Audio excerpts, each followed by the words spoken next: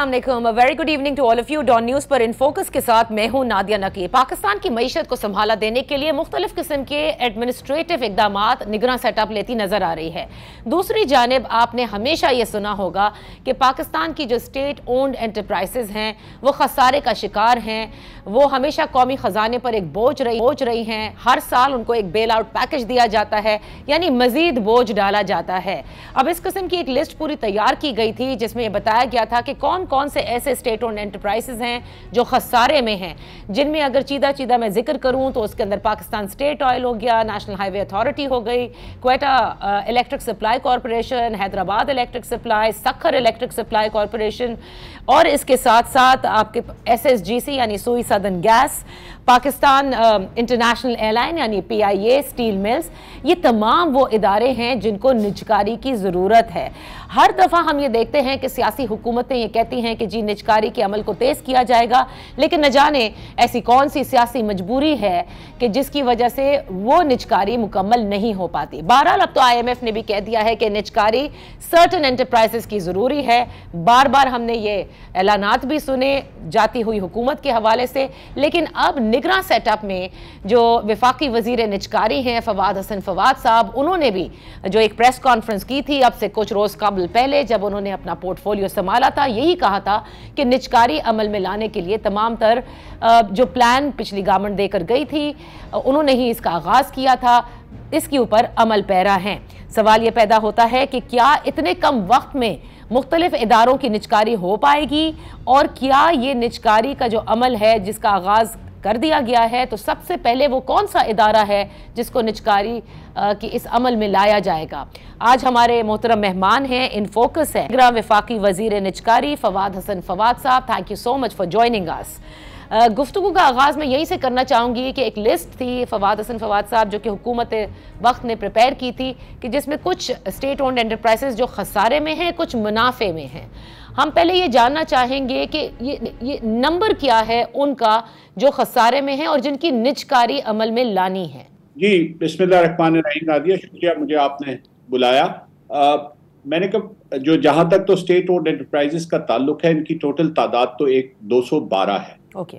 अब उन 212 state owned enterprises में से हमारा ताल्लुक यानी कि प्राइवेटाइजेशन कमीशन का ताल्लुक सिर्फ उन स्टेट ओन्ड एंटरप्राइजेस से है जिनको हमसे पहले की मुंतखब हुकूमतें एक्टिव प्राइवेटाइजेशन लिस्ट पे डाल गई हैं या प्राइवेटाइजेशन लिस्ट पे डाल गई हैं।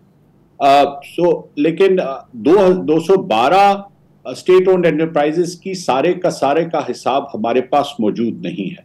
हमारे पास जो एक्टिव प्राइवेटाइजेशन लिस्ट पे जो इदारे हैं उनमें से मेजॉरिटी वो हैं जिनके आपने नाम लिए, और ये वो हैं जिनके इर्द गिर्द हमारे बहुत से नुकसानात का तकरीबन 80 या 90% हिस्सा जिनके इर्द गिर्द घूमता है। अगर स्टेट ओन्ड सेक्टर जो है वो समझें, मैं मिसाल के तौर पे ये एक्चुअल फिगर नहीं है, अगर वो 1000 अरब रुपए का सालाना नुकसान करता है तो आप ये समझें कि तकरीबन 800 से 900 अरब रुपया उन अदारों में ये नुकसान हो रहा है जो एक्टिव प्राइवेटाइजेशन या प्राइवेटाइजेशन लिस्ट में है।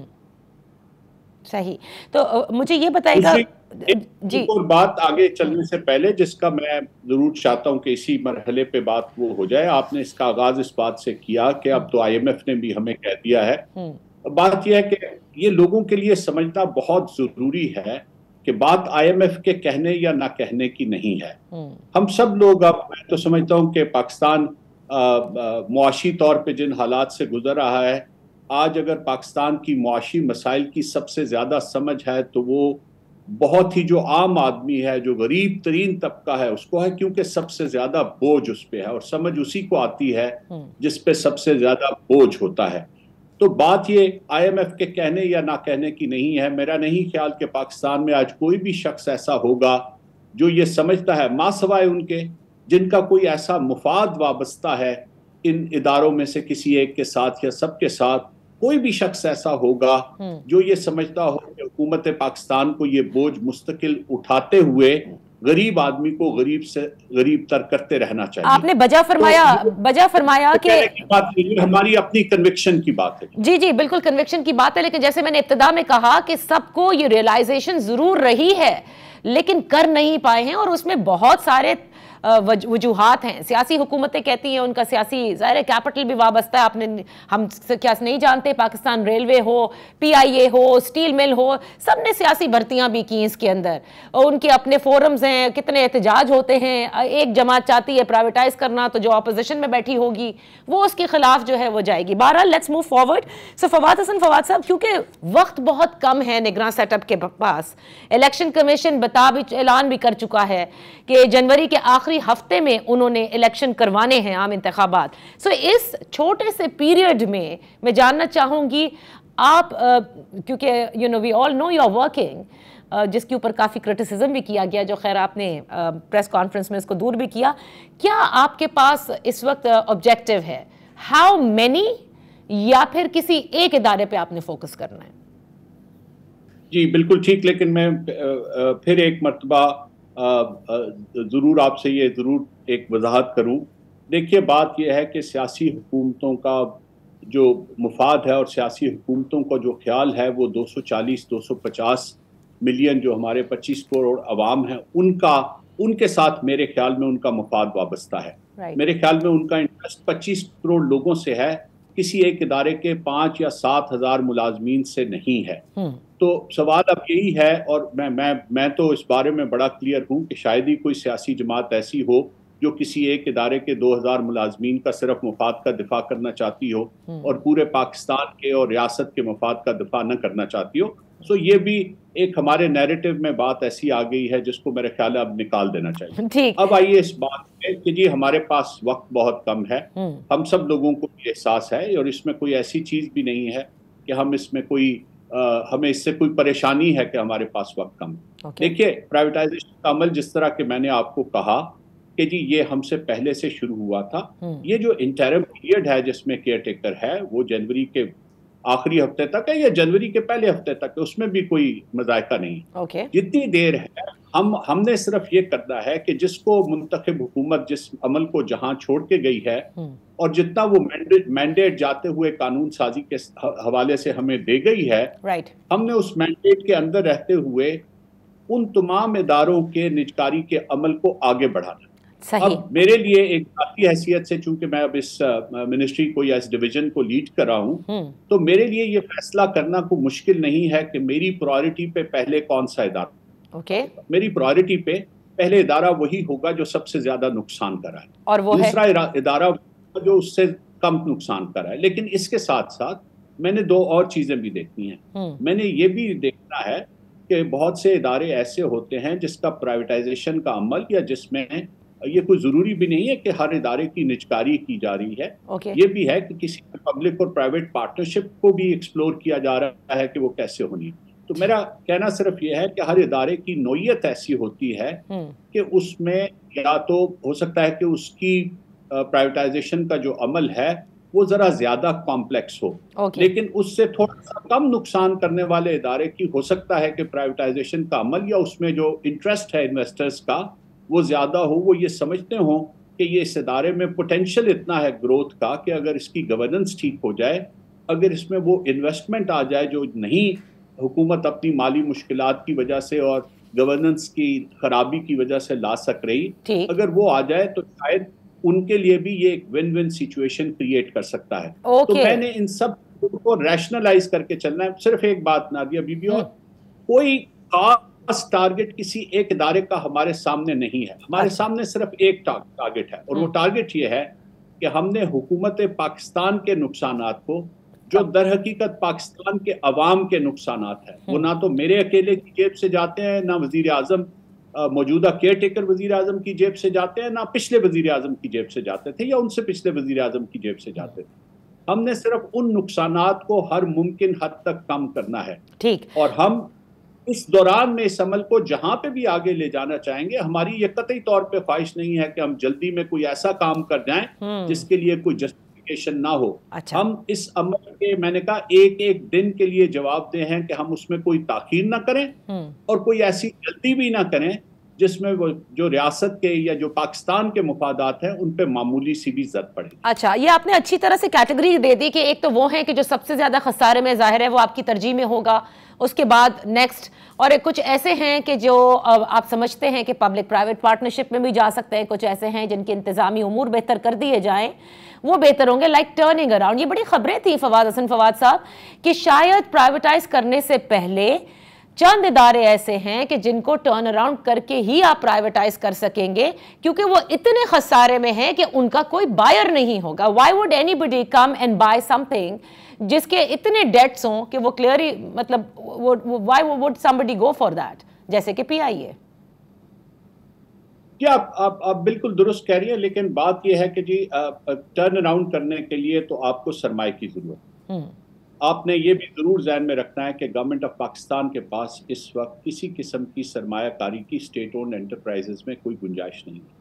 हमारे लिए तो अब रोजाना का जो अपना बजट के हमारे जो तयशुदा अहदाफ हैं उनके अंदर भी रहना मुश्किल है। सही। जब आप इस सूरत हाल में जब आते हैं तो फिर आप ये देखते हैं कि हम सरमायाकारी करने की पोजीशन में तो नहीं हैं, लेकिन जो एग्जिस्टिंग कॉरपोरेट स्ट्रक्चर है उसको अगर हम ऐसे टर्न अराउंड कर सकें, strictly remaining with in the legal mandate, अगर उसको हम ऐसे टर्न अराउंड कर सकें कि जो एंटिटी जिसमें हम पब्लिक प्राइवेट पार्टनरशिप चाह रहे हैं या जिसको हम निजकारी के अमल में लेके जाना चाह रहे हैं, वो अगर बहुत ज्यादा किसी को मुनाफा बख्श नहीं लगती तो कम से कम नुकसानदेह ना लगे। सही। और उसकी फेयर वैल्यू ऑफ उसके एसेट्स की जो एक फेयर वैल्यू है वो मुतय्यन करना इंटरनेशनल एक्सपर्ट्स के लिए और हमारे लिए भी आसान हो जाए।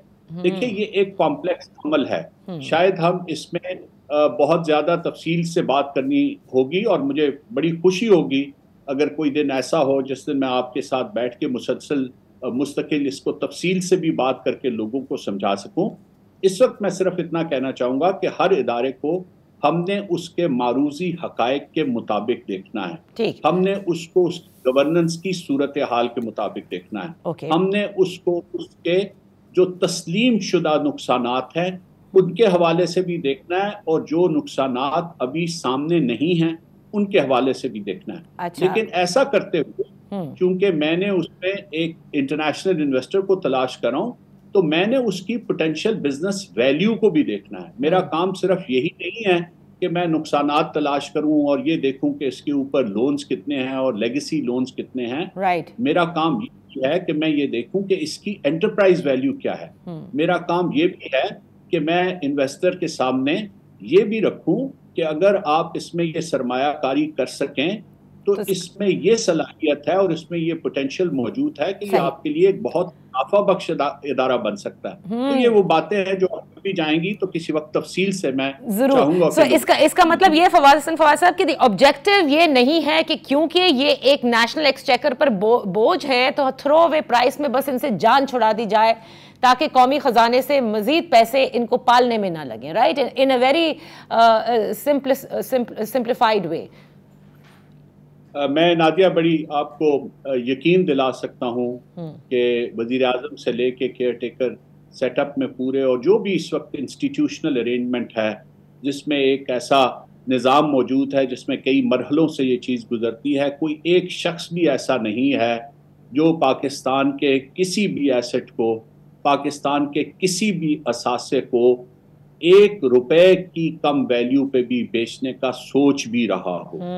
ये सब और मैं अपनी हद तक तो मैं हमेशा ये कहता हूँ और अल्लाह मुझे इस बात पे कायम रखे कि मैं जब तक पब्लिक ऑफिस होल्डर हूँ, पहले भी बहुत अरसा रहा हूँ, आइंदा भी हूँ, तो ये बात कह सकूँ कि मैं एक एक फैसले का और एक एक रुपए का, पब्लिक मनी के एक एक रुपए का जवाब दे हूँ। ओके। और मैं कभी किसी के सामने ये नहीं कहूंगा कि मुझसे ये फैसला किसी और ने करा लिया है। जो फैसला मेरी टेबल से हो रहा है मैं हमेशा उसके लिए You'll own that. Fawad Hasan Fawad साहब, यहाँ पर एक छोटी सी ब्रेक लेते हैं, ब्रेक से वापस आकर अपनी गुफ्तगू जारी रखेंगे।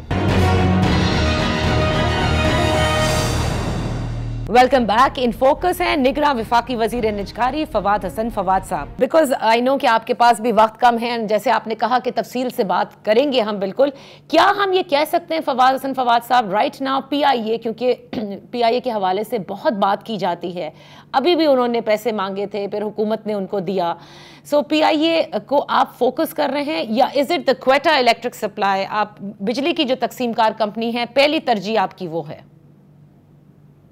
नहीं जी, मेरी देखें, जो बिजली की तकसीमकार कंपनियां हैं वो अभी एक्टिव प्राइवेटाइजेशन लिस्ट पे नहीं है। ओके। ये जरूर उनके बारे में, और ये इख्तियार मेरे पास नहीं है कि मैं खुद से चुन के किसी को उस पे एक्टिव प्राइवेटाइजेशन लिस्ट पे डाल दूं। ठीक। देखिए, मैं एक तरफ बात PIA का जो आपने कहा, क्योंकि बार बार ये सवाल और ये चीज़ बहुत ज़्यादा आजकल नैरेटिव में है। देखिए, PIA का एक आस्पेक्ट सिर्फ लॉसेस का नहीं है। पाकिस्तान में 53 लाख मुसाफिर हैं जो फ़ज़ाई सफ़र की सहूलत इस्तेमाल करते हैं। क्या उनका हक नहीं है कि उनको वैल्यू फॉर मनी मिले? क्या उनकी ये जिम्मेदारी है कि वो सिर्फ इसलिए कि हमारा एक कैरियर जिसके पास ना जहाज़ हैं और जिसके पास ना ऐसा गवर्नेंस का मॉडल है जिसमें वो लोगों को उनकी जो हवाई सफ़र पे जो वो खर्च करते हैं उसकी वैल्यू दे सके, तो क्या उन लोगों का, उन 53 लाख लोगों का ये हक नहीं है कि वो लोग एक ऐसी एयरलाइन उनके सामने हो जो डिपेंडेबल हो, जो अपने वक्त पे उड़े, जिसके जहाज उन तमाम उनके पास फैसिलिटीज उन जहाजों में कंपेटिटिव रेट्स हो, कंपेटिटिव रूट्स हो, ये सारी चीजें हैं। तो इसका मतलब PIA इज द फोकस? नहीं, PIA फोकस, मैंने कहा PIA के साथ स्टील मिल भी मेरा फोकस है। मेरा focus house building finance corporation भी है। जो चीज जिसको जाती हुई मुंतखब हुकूमतें, और मैं किसी एक हुकूमत की बात नहीं कर रहा, जो मुख्तलिफ मुंतखब हुकूमतें जिनको प्राइवेटाइजेशन की लिस्ट पे ऑथराइज कर गई हैं, मैं हर एक के लिए रोजाना की बुनियाद पे कोशिश कर रहा हूं। और लाजमी बात है कि किसी भी मैनेजर की तरह, चाहे वो पब्लिक सेक्टर का मैनेजर हो या प्राइवेट सेक्टर का मैनेजर हो, मेरा ज्यादा वक्त उसी पे लगेगा जिसमें मुझे सबसे ज्यादा नुकसान एक तरफ से हो रहा है, और जिसमें मुझे सबसे ज्यादा पोटेंशियल नजर आता है कि मुझे उसमें इन्वेस्टर्स इंटरेस्ट और potential value of the transaction ज्यादा नजर आती है। अच्छा, तो फवाद साहब, स्टील मिल के हवाले से क्या ये बात सच है कि पहले तो 3 बायर्स थे, 2015 से स्टील मिल बंद है, लेकिन फिर वो सब भी चले गए और एक रह गए, क्योंकि हमारे यहाँ ज़ाहिर मामलात अदालतों में भी गए हैं।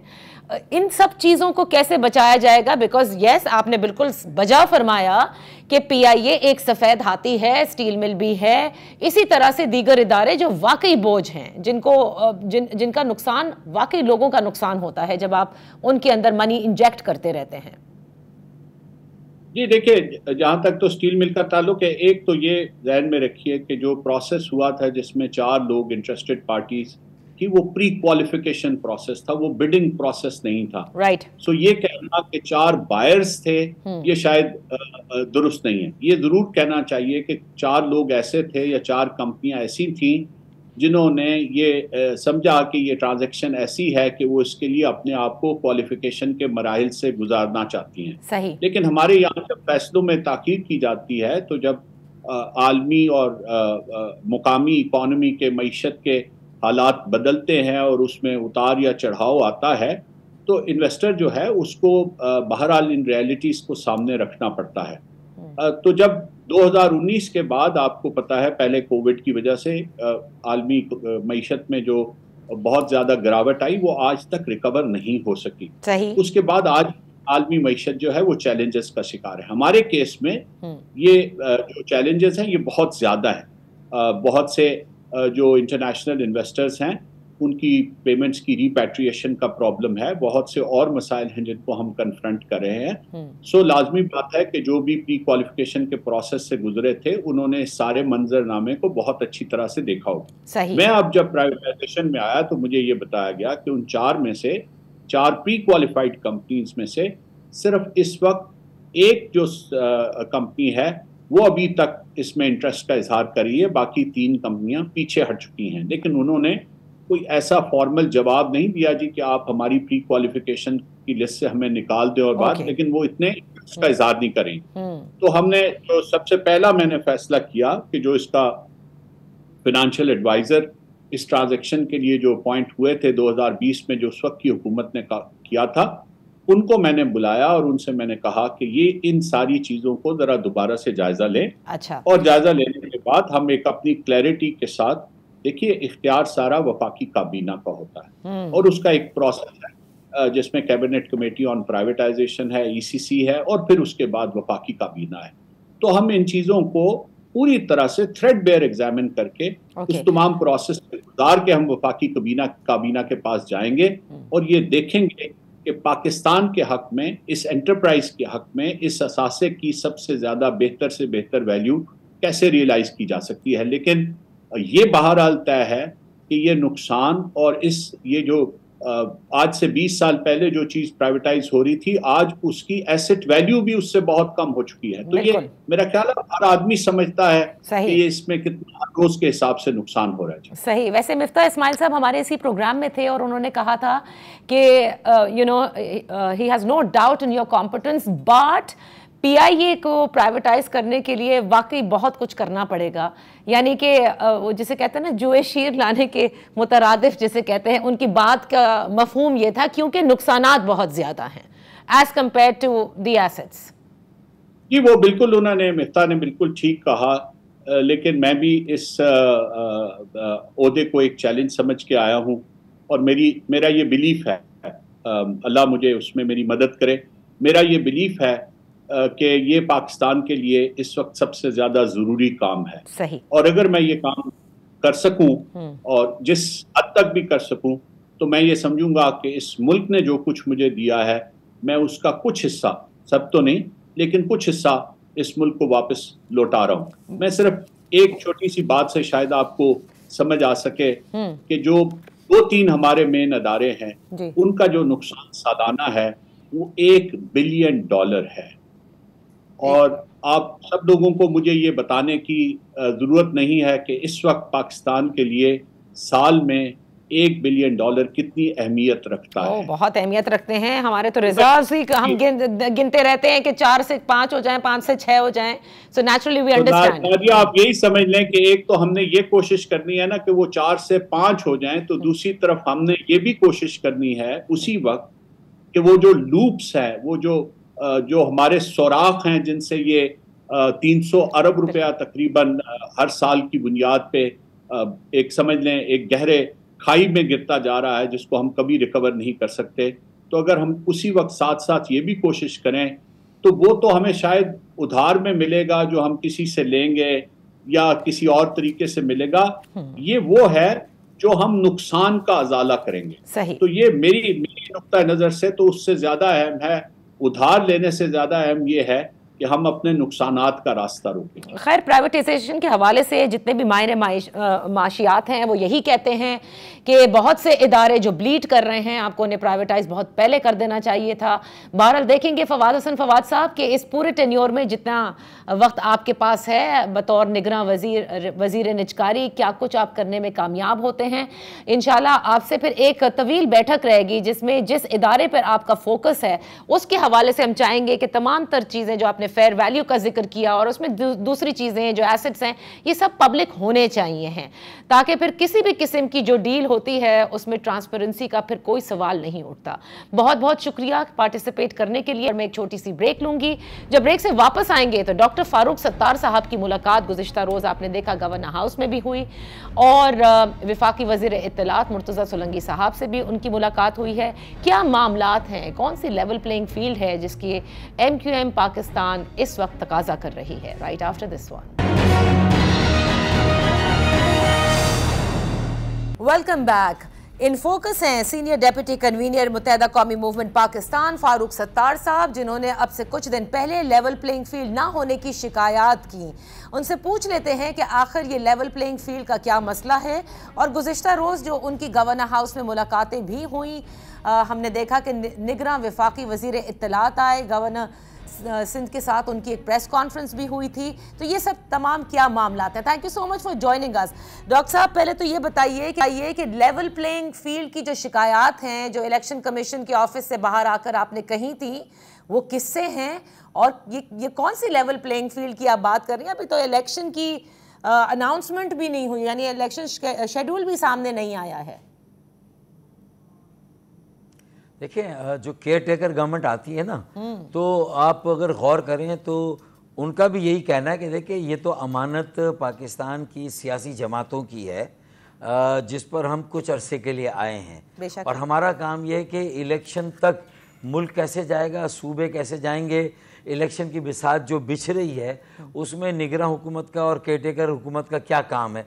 तो वो जाहिर है कि उसकी तैयारी के लिए ये केयर टेकर गवर्नमेंट्स आती है ना, और जैसे ही केयर टेकर गवर्नमेंट आती है आप समझ लें कि नए इंतखाबात की तैयारी शुरू हुई, वोटर लिस्टें अपडेट होना शुरू हो जाती हैं, तबादले तकर्रियों में कहीं पर गुज़िश्ता 5, 10, 15 सालों की कोई लेगेसी है, उसका एक इम्पैक्ट है। और सिंध में ख़ास तौर पर जो बदतरीन हुक्मरानी, जो करप्ट तरीन हुक्मरानी रही, अब अगर उसी हुक्मरानी का तसलसल ये 3 माह या 6 माह जब भी इलेक्शन होने हैं अगर ये कायम रहती है, और फिर जुडिशरी ने भी कह दिया कि शायद आरओ और डीआरओ जो है इस मरतबा जुडिशरी से नहीं आएंगे, तो अगर डिप्टी कमिश्नर्स, कमिश्नर्स और असिस्टेंट कमिश्नर्स और एजुकेशन के महकमे के सारे लोग और इसी तरह जो सूबाई हुकूमत के मुख्तलिफ वजारतों महकमों के लोग अगर वही तयनात रहे जो 15 सालों में रहे, जिनको इंतकामी कार्रवाई का निशाना बना के ज़िला बदर सूबा बदर कर दिया गया, जो कि उस करप्शन का और उस माफिया का हिस्सा ना बने, तो ऐसे बासलाहियत, ऐसे काबिल अफसरान मौजूद हैं जो कोई एमक्यूएम के हलफ याफ्ता कारकुन नहीं है। ठीक है, लेकिन निगरान वजीर आला सिंध ने डॉक्टर साहब आकर पूरा आपने देखा कि यहाँ पर जो निगरान सेटअप है, पुलिस का सारा स्ट्रक्चर चेंज हुआ है, सारे जो मुख्तियारकार हैं उनके तबादले किए गए हैं, तो वो खुद भी तो ये इस चीज़ को समझ रहे हैं। आपकी कोई एक फोकस्ड शिकायत है कि जी आपको ये नज़र आ रहा है कि अब जो तकर्रुरी तबादले किए जा रहे हैं वो यकीनन मुत्तहदा कौमी मूवमेंट पाकिस्तान के लिए गलत साबित होंगे? देखिए, अगर 15 सालों में जो लॉयल्टी डेवलप हो जाती है ना किसी भी अफसर की, अगर वो मुस्तकिल अच्छी पोस्टिंग्स एंजॉय करता रहा हो और ऐसे अफसरान अच्छी तादाद में मौजूद हों जिनको लोगों की खिदमत का कोई मौका ना दिया जाए, सिर्फ मनपसंद अफराद ही रहे, मैं नहीं कह रहा कि वो सब के सब अल्लाह ना करे करप्ट होंगे, उस करप्ट ईरा का बाकायदा पार्टनर इन क्राइम होंगे, मैं ये नहीं कह रहा, लेकिन एक पर्सनल लॉयल्टी डेवलप हो जाती है। शाम को वो मुख्तलिफ वज़ीरों के साथ, वज़ीर आला के साथ, निजी महफिलों में भी साथ बैठते हैं, वक्त गुजारते हैं। तो देखें, जब इस तरह की सारी सूरत हाल हो जाए तो न्यूट्रलिटी या गैर जानिबदारी मुतासिर होती है। हमने यही बात, लाड़काना के अफसर को कराची ले आए, कराची के लाड़काना ले गए, तो फ़र्क क्या पड़ा? नहीं तो कहाँ से लाएंगे? जिनको निकाला गया डॉक्टर साहब, फिर कहाँ से लेकर आएंगे? है, मैं तो कह रहा हूं ऐसे अफसरान मौजूद हैं जिनको सूबा बदर किया गया, जिनको यहाँ से हटा दिया गया। आए ना आईजी, आए ना कहीं से, चीफ सेक्रेटरी भी आए ना कहीं से। ऐसा थोड़ी कि इस मुल्क में काल पड़ा हुआ है और लोग ही नहीं है, ये से बताया जाता है। तो ये जो खुद कह रहे हैं बिलावल भुट्टो जरदारी के लेवल प्लेइंग फील्ड, ये असल में इनकी पार्टी ये शोर इसलिए मचा रही, चोर मचाए शोर। जब वो पकड़े जाते हैं ना तो वो क्या करते हैं कि अपने से बड़ी मछली को ढूंढते हैं कि किसी को थोड़ी ज्यादा सहूलत मिल रही, शायद पीएमएलएन शिकायत, आपको भी शिकायत। एक शिकायत और है डॉक्टर साहब, मुत्तहदा कौमी मूवमेंट 2018 की इलेक्शन में भी रही और जिनसे रही कि हमारा मैंडेट चोरी करके किसी और को दिया गया, यानी तहरीक इंसाफ को। अब वो वाली तहफ़्फ़ुज़ात तो नहीं है आपको, वो शिकायतें दूर हो चुकी हैं, बताया जा चुका है कि अब जब भी इंतखाबात होंगे जो कि जनवरी के आखिरी हफ्ते में होने हैं, इस किस्म की कोई मनूवरिंग नहीं की जाएगी जिससे आपके मैंडेट को नुकसान पहुंचे।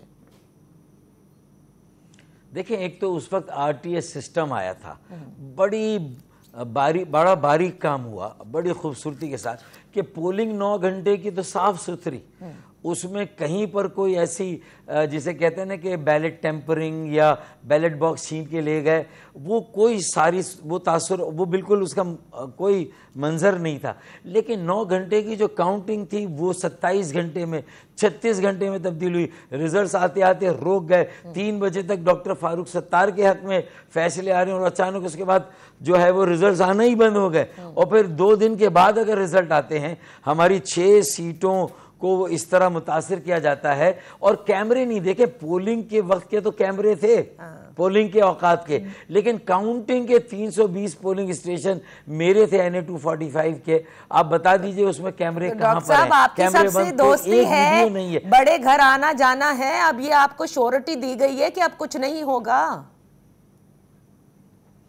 देखिए श्योरिटी तो बड़ा घर भी जो है वो उससे भी शायद लेने की कोशिश की जाए, लेकिन बड़े घर के लिए इलेक्शन कमीशन है ना असल तो, उनके सामने हमने ये सारे तहफ़्फ़ुज़ात रख दिए हैं। हमने कोई अफसरान की लिस्ट नहीं दी कि ये हमारे हैं इनको लगा दे, हमने कहा जो लगाए हैं उनके ऊपर हमारे तहफ़्फ़ुज़ात हैं और जो सिस्टम है वो असेस कर ले इलेक्शन कमीशन ऑफ पाकिस्तान। फिर हल्का बंदियां सबसे बड़ी बात है कि हमारी 3 कौमी और 6 सूबाई कराची में, 1 कौमी 2 सूबाई हैदराबाद, सक्कर, मीरपुर खास, नवाबशाह, सारी सूबाई असम्बली की जो हल्का बंदी है उसको मुतासिर उसी तरह किया गया था जिस तरह पीपल्स पार्टी ने बल्दियाती हल्का बंदियों में 20,000 पर अपना हल्का बनाया, 80,000 पर हमारे हल्के बनाए, 70 सीटें हमारी कम की, हम मजबूर होकर हमने बॉयकॉट किया। तो मेरा सिर्फ ये कहना है कि जो 18 में रॉन्ग था उसको करेक्ट किया जाए, जो 1 या 2 सीटों का इजाफा कौमी और 3 या 6 सीटों का सूबाई का कराची में होगा वो सही हल्का बंदियां हो, प्रिंसिपल्ड हो, टेक्निकली सही हो, टेरिटोरियली सही हो, जोग्राफिकली सही हो।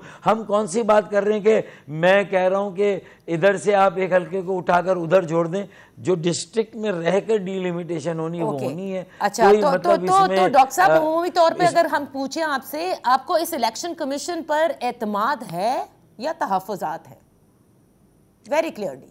नहीं, जो 2 मीटिंग्स हमारी हुई हैं, पहला तो हमारा ही मुतालबा था कि भाई मरदमशुमारी हुई इसीलिए है कि नई हल्का बंदियां होंगी फिर इलेक्शन होगा, वरना मरदमशुमारी को 10 साल की बजाय 5 साल में कराने की क्या जरूरत थी। और सारी पार्टियों ने काउंसिल ऑफ कॉमन इंटरेस्ट में सारे सूबों ने इस पर एग्री किया। तो अब पीपल्स पार्टी रिवर्स गेयर क्यों लगा रही है? पीटीआई ने तो खुद कहा कि हम 5% का ऑडिट नहीं बल्कि पूरी मरदमशुमारी कराएंगे, उन्होंने भी रिवर्स गेयर लगाया।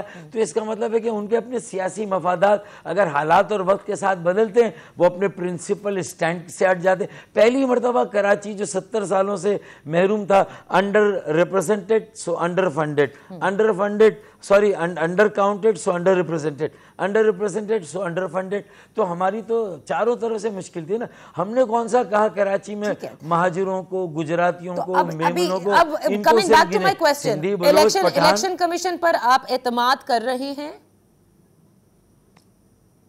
देखिए सो फार सो गुड, अब तक जो सूरत so far so good, let's move forward.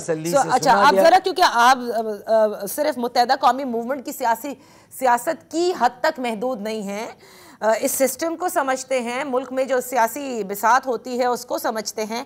ये बताइए कि क्योंकि पाकिस्तान मुस्लिम लीग नून, अनदर बड़ी पार्टी जिसके बारे में ये आजकल सियासी मुबस्सिरीन कहते हैं कि उनका एक काफ़ी वो बल्कि वो ख़ुद भी कहती है PMLN के 2018 में अग्रीव्ड पार्टी थी, उनके साथ ज़्यादती हुई, लिहाजा इस इलेक्शन में वो समझते हैं कि वो बड़े आराम से स्वीप करेंगे पंजाब को।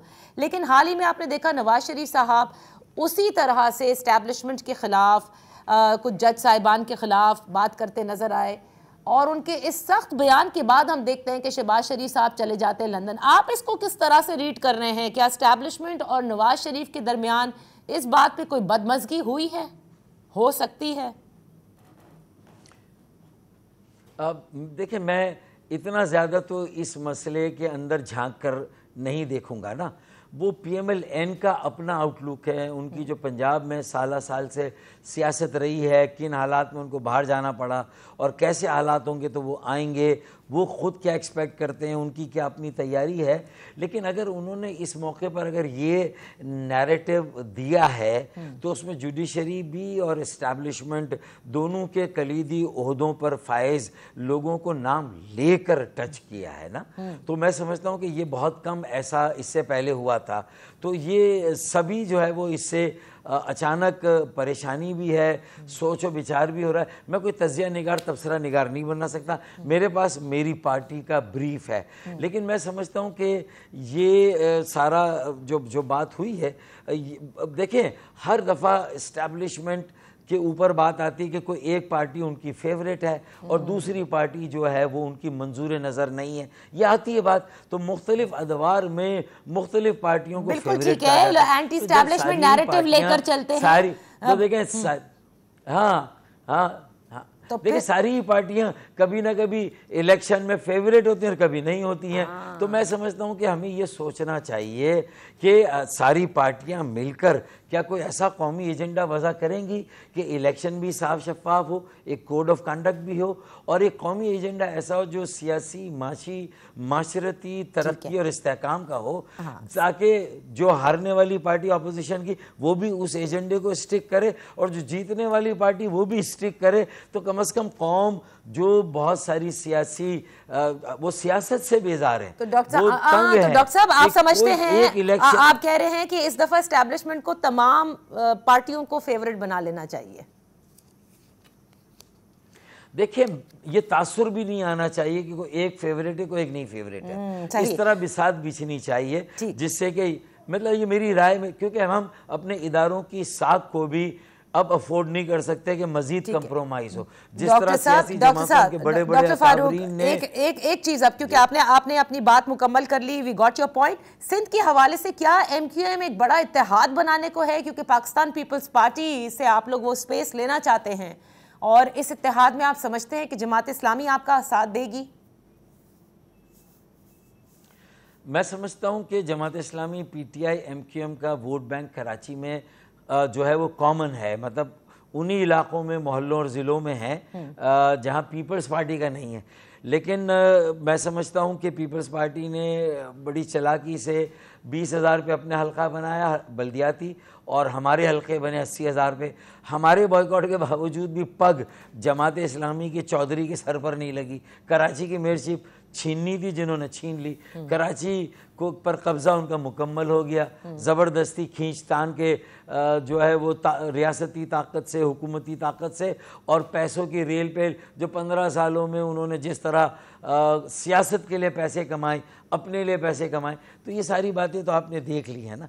तो मेरा तो अब ये कहना है कि कराची में हर ज़बान बोलने वाले को, हर सियासी जमात से ताल्लुक़ रखने वाले को अपनी अपनी जमाती वाबस्तगी से बालातर होकर, कराची की जमात अगर MQM है, सिंध के शहरों की है, तो उसका जो नैरेटिव अब है कि भाई गलतियों से गुरेज करना है, नौजवानों को और नई लीडरशिप को सामने इत्तेहाद बना रहे हैं या नहीं ये बता दें। I have to close the segment. बताइए क्या इत्तेहाद बनाने को हैं? देखें नहीं, सीट एडजस्टमेंट की गुंजाइश है और वो मुख्तलिफ जमातों के साथ हो सकती है, और ख़ास तौर पे अंदरून सिंध में JUI है, GD है, उनके साथ हमारी अच्छी अंडरस्टैंडिंग डेवलप हुई है। और हम समझते हैं कि एक अंदरून सिंध में भी एक ऑल्टरनेट हमें देना, जो इस मरतबा हम देंगे। पीपल्स पार्टी को वॉक ओवर नहीं मिलेगा इंशाल्लाह। बहुत बहुत शुक्रिया फारूक सत्तार साहब for being with us on in focus. यहाँ पर एक छोटी सी ब्रेक से वापस हाजिर होते हैं। मुजम्मिल सोहरवर्दी हमारे साथ होंगे, जानेंगे लंदन में आखिर उस इजलास में हुआ क्या। Welcome back. इन फोकस है मुजम्मिल सोहरवर्दी साहब, सीनियर तज्जिया निगार हैं। इनसे जानेंगे कि लंदन में जो पाकिस्तान मुस्लिम लीग नून की बैठक हुई, उसके बाद शहबाज शरीफ साहब का यह कहना कि ना ही वो गुजरांवाला गए थे और ना ही कोई पैगाम रसानी के लिए वो लंदन वापस गए।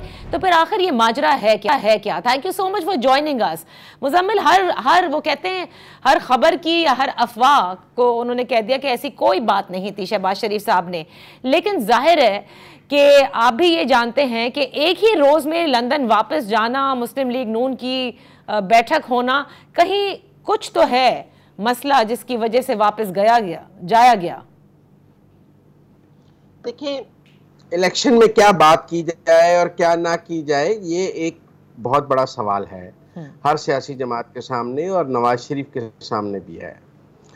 मुस्लिम लीग नून में एक राय है कि जनरल बाजवा को ऑलरेडी इमरान खान साहब बरोज़ बहुत गालियां निकाल चुके हैं और वो निकाल भी रहे हैं। तो जो काम इमरान खान कर रहे हैं वो मुस्लिम लीग नून को करने की क्या जरूरत है? अच्छा, एक बात इमरान खान साहब रोज जनरल बाजवा साहब को गालियां निकालते हैं, उन्हें मीर जाफर कहते हैं, मीर सादिक कहते हैं, उनको वो कहते हैं इसने मेरी हुकूमत ख़त्म की, वो आसिम मुनीर को, डर्टी हैरी को, जनरल फैसल को, वो सब के ख़िलाफ़ बात करते हैं। और वो एक उस तरफ, तो क्या मुस्लिम लीग नून को वो स्टांस लेना है जो इमरान खान का स्टांस है? तो अगर वो और मुस्लिम लीग नून को उससे डिस्टेंस नहीं करना चाहिए जो इमरान खान का स्टांस है, हमें इमरान खान की विकेट पर जाकर नहीं खेलना चाहिए।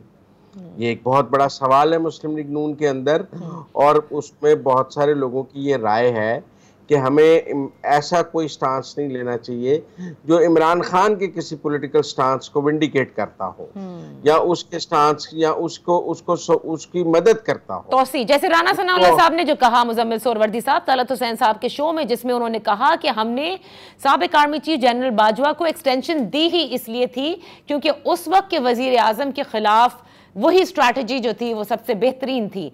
तो उन्होंने तो एक तरह से एक्सेप्ट किया कि vote of no confidence general Bajwa की मदद के बगैर मुमकिन नहीं था। देखिए, मुमकिन नहीं, उनकी मदद के बगैर मुमकिन नहीं था, या जब तक वो न्यूट्रल ना होते तब तक मुमकिन नहीं था। जब तक जनरल फैज डीजी ISI से ना हटते तब तक मुमकिन नहीं था। देखिए ना, ये हर एक का देखने का अपना अंदाज है। जब तक जनरल बाजवा इमरान खान के आगे शीशा पलाई दीवार बनकर खड़े थे जनरल फैज के रास्ते के जरिए, तब तक पाकिस्तान की अपोजिशन की जमातें इमरान खान को नहीं गिरा सकती थी, चाहे सब गिराने के लिए तैयार भी होते। और बेसिक मुतालबा तो ये था कि आप इस खेल में से न्यूट्रल हो जाएं, और जब आप न्यूट्रल हो जाएंगे तो हम इमरान खान को चंद दिनों में गिरा लेंगे। इमरान खान को गिराना तो कोई मसला नहीं है। अब आप कहती हैं कि वो उनका मौकफ है कि वो जब न्यूट्रल हुए तो MQM बहुत तंग थी, वो और जो पीपल्स पार्टी बहुत तंग थी, सब जमातें, उन्होंने एक नेचुरल अलायंस था, सब ने मिलकर गिराना ही गिराना था। इसमें कोई मेरा ये न्यूटन के लॉ वाली कहानी तो है नहीं। जो इमरान खान साहब ने सबके साथ किया हुआ था, सब ने अपनी जान बचाने के लिए गिराना ही गिराना था। तो इसमें बाजवा साहब की ने तो उनको नहीं समझाया कि आप इकट्ठे हो जाएं, वो तो इकट्ठे इलेक्शन 2018 के इलेक्शन के अगले दिन होना चाहते थे। ठीक, तो फिर जो बात आप कह रहे हैं कि ठीक है कि मुस्लिम लीग नून की सोच ये है कि हम वो काम ना करें जो तहरीक इंसाफ के चेयरमैन ने किया, क्योंकि अदरवाइज वो एक तरह से उसकी एक्सटेंशन होगी या उसकी सपोर्ट होगी या उसकी फैसिलिटेशन होगी। तो फिर तय क्या हुआ है ये बताएं हमें। हाल में तय हुआ है कि पनामा के बेंच के बारे में बात की जाएगी। अच्छा। और कहा जाएगा कि ये जिम्मेदार है। कहा तय हुआ है कि फैज के बारे में बात की जाएगी, क्योंकि इमरान खान फैज के बारे में बात नहीं करते, फैज के बारे में बात की जाएगी। तय हुआ है कि 2000 जो साजिश धरनों के पाशा के खिलाफ बात की जाएगी, जहीरुल इस्लाम के खिलाफ बात की जाएगी, सारी सहूलतकारी के बारे में बात की जाएगी। वो बात नहीं की जाएगी जो इमरान खान कर रहे हैं, और ऐसी कोई बात नहीं की जाएगी जिससे इमरान खान की मदद हो। ये तो बड़ी इंटरेस्टिंग बात आपने कही। ये वही था कि मेरी मर्जी की स्टैब्लिश, मेरी मर्जी का जर्नल, मेरी मर्जी का जज, ये हमें होता नजर आया। अब आते हैं ग्राउंड रियलिटी। आप मुझे बताइए कि नवाज शरीफ साहब की वापसी, जो कि अभी तक शहबाज शरीफ कह रहे हैं कि 21 अक्टूबर को ही होगी, तो ये जो अब बयानियां लेकर चलेंगे, चाहे वो साबका DGI के बारे में हो या उससे कबल वालों के बारे में हो या फिर साबिक जजेस के हवाले से हो, खुसूसन एस्टैब्लिशमेंट का मैं जिक्र कर रही हूँ, आपको नहीं लगता कि that will also go in a bad test? क्योंकि नवाज शरीफ साहब की तो हिस्ट्री ऐसी रही है ना।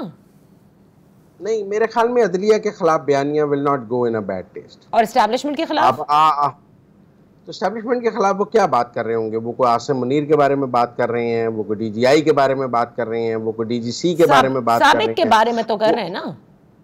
साबिक के बारे में छोड़े ना, यहाँ साबिक तो लोग ज़ियाउल हक के बारे में बात करते हैं, लोग मुशर्रफ के बारे में बात करते हैं, लोग कियानी के बारे में बात करते हैं, लोग यहाँ पे अयूब खान के बारे में बात करते हैं। जो चला गया वो चला गया। अच्छा। बात तो है जो आज कुर्सी पे बैठा है उसके बारे में बात नहीं करनी चाहिए। अच्छा, तो अब मुझे लेकिन ये बयानियां बिकेगा मुजम्मिल, इसलिए क्योंकि देखिए पिछले 16 माह में ठीक है इत्तेहादी हुकूमत थी, लेकिन नून लीग लीड कर रही थी, वजीर आजम नून लीग के, वफाकी वजीर खजाना उनके। तो जो इस वक्त जो हालात हैं ground reality in terms of महंगाई, मईशत और ये सब, क्या नवाज शरीफ साहब समझते हैं कि लोग वो सुनना चाहेंगे जो हो चुका, जो जिसके बाद अब सब कुछ 9 मई के बाद भी हमने देख लिया किस तरह तहरीक इंसाफ की टूट फूट हो चुकी है, अब वो कौन सुनना चाहेगा? देखिए, ये तो अब वोटर ने फैसला करना है। मैं और आप क्या बात करें। हमें वैसे भी इलेक्शन कमीशन ने कहा है कि हमें ज़्यादा ओपिनियन मेकिंग नहीं करनी चाहिए। वोटर को फैसला करने दें। वोटर के सामने नवाज शरीफ की कारकर्दगी भी मौजूद है और इमरान खान की कारकर्दगी भी मौजूद है, पीडीएम की कारकर्दगी भी मौजूद है। तो पीडीएम तो मिलकर कोई इलेक्शन नहीं लड़ रही है इस वक्त, सब अलग अलग इलेक्शन लड़ रहे हैं। ये लेट्स सी, वोटर उनके लिए मैं समझता हूँ उनके लिए ग्राउंड जो है वो बेहतर है, क्योंकि अगर कुछ पॉलिटिकल कैपिटल का लॉस हुआ है तो पॉलिटिकल एनिमी भी बहुत वीक है। आप कहें कि पॉलिटिकल कैपिटल का लॉस हुआ है, लेकिन आप ये भी तो देखें ना कि पॉलिटिकल एनिमी के तो परखुच्चे उड़ गए हैं।